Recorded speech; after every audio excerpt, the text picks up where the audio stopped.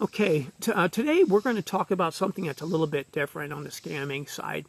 And it's basically how you and I possibly caused this. Because of our fear of crypto, for example, we may have actually caused another opportunity for scammers to take advantage of us. But we'll get to that here in a second. But first I want to talk about a new Rumble channel that we just started.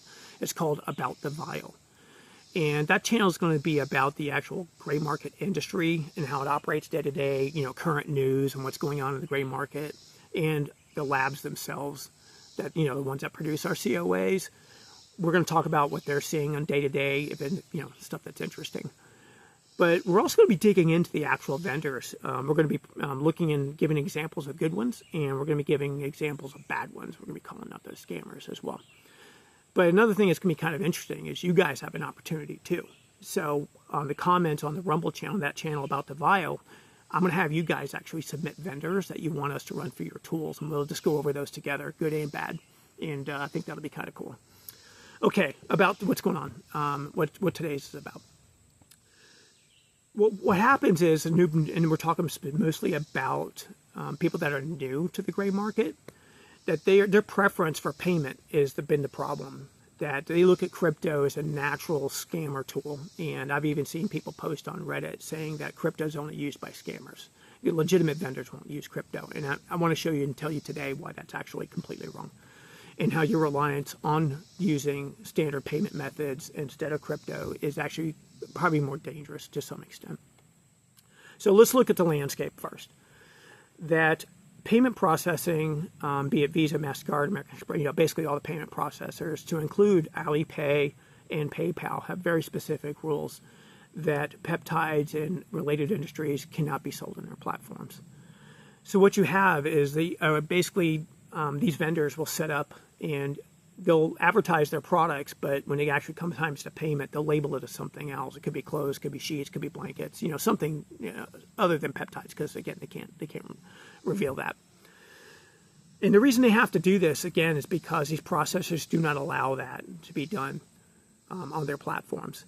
But here's the problem: it's not Amazon, as we've discussed. So a lot of people that are new to this space, they actually automatically can start panicking. And what happens is, let's say they make a purchase. They're already going into this wondering if the person's actually going to be scamming them. Is the tracking number right? Is the product actually going to be any good? It's a person I just bought $500 from who I've never done business with before. Are they just going to take my money and run? So again, there's always those fears. We have those fears already going into it. And that's not unusual, and I get that. That happens with all of us. We're dealing with a vendor that we haven't done business with before. We have real fears about that, and you should. That's healthy. But here's the problem: is most people, when they're actually making online purchases, they expect immediate communication, good details to be sent, tracking number to be basically sent to them almost immediately after a purchase, and that's nothing like what happens in the gray market. That just doesn't exist. Typically, it takes a couple of days, sometimes 3-4 days to actually get a tracking number. The tracking number itself doesn't look like any tracking number you've probably seen before. Depends on if they're using another forwarder or another shipper to actually do it, because they'll send them the product and they actually will send it out and create the tracking for that shipment. So you have a lot of hands in that pot. But you also have some other interesting aspects to it, which is holidays. The Chinese holidays can last sometimes a couple of weeks or even longer. So in which you're good luck getting any work done. And also the time zone. I mean, they're 12 hours behind where I'm at. There's a 12-hour difference. So I can only catch them, like if I need to speak with someone or chat with them early in the morning. Forget about after that, because they're sleeping. So you have to stay up really late at night or get up really early in the morning to actually speak with someone. So you have somebody new, and they're going to try to buy for the first time. So let's set up the scenario. And they go online, they find a website, and it says they take Alipay or some other type form of credit card. And that'll take their credit card. They go through the whole purchasing aspect of it. They make their purchase. They're good. And then they'll just deal with it. So again, they're happy. They made their purchase. They got to use their card. Then you have example number 2.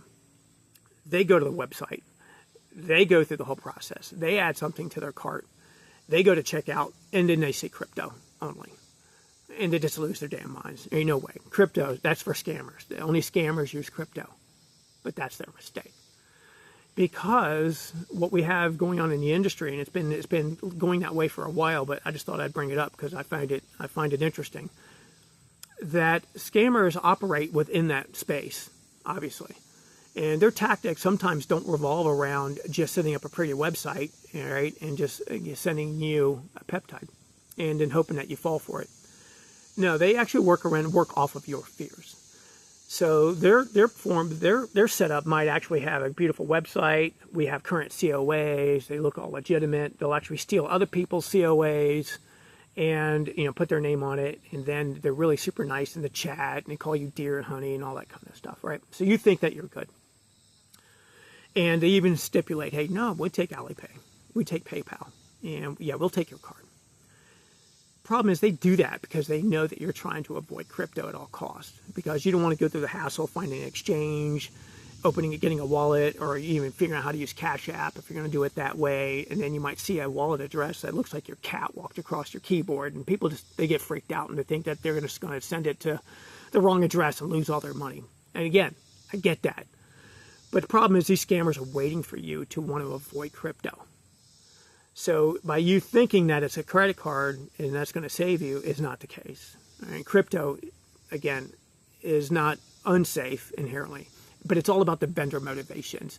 And if you're relying on safety to save you and allaying your fears, that's where the actual people that the scammers are going to be sitting at and waiting for you. So there's no way to avoid that if you haven't dealt with that vendor before. And the best way to do that is to, you can either, again, our school or whatever, again, we have the vendors and stuff that we've gone through and done background checks for. But you have to really go through and find vendors that you trust and that other people have trusted and that they've used. And again, we've gone through that before. First, again, no large purchases if you haven't used them before. Verify the COAs. Make sure you can actually point back and run the COAs back to the tester and not just taking somebody's word for it that they're good. Again, that's all I got for you guys today. And again, the link for the new Rumble channel will be down in the link. And I also would like you guys, if you can actually start putting any questions that you have and things that you want to for me to cover for you, put it down in the comments so I can actually start, giving you guys what you want versus just what I think is kind of cool and interesting. Again, school.com. Gen X Peptides.